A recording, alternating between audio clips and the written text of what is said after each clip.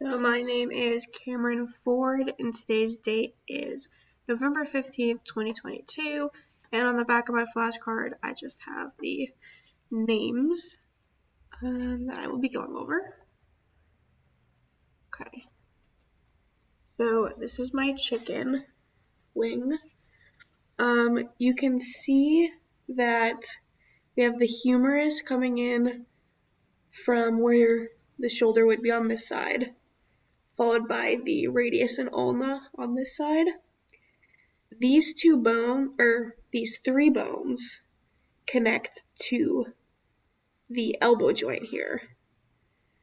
So the articular cartilage will be located around the heads of these bones. They kind of cover the head of the humerus and the radius and ulna. And then within that, there is an articular capsule around that bone space. And inside that capsule is the synovial fluid. Surrounding that capsule is going to be this extra synovial membrane that basically surrounds the whole thing, keeping the joint in place.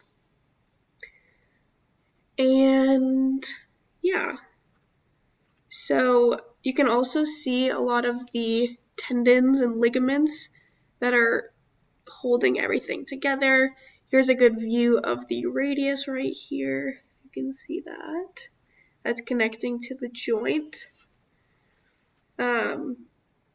A disease that is associated with the synovial joint would be rheumatoid arthritis, which is characterized as an autoimmune disease that affects the inflammation of this joint and can become degenerative over time for the joint.